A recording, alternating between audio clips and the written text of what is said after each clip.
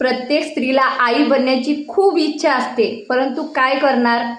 त्यांना गर्भधारणेची योग्य आणि सुपीक वेळ कोणती आहे ना, हेच माहिती नसते.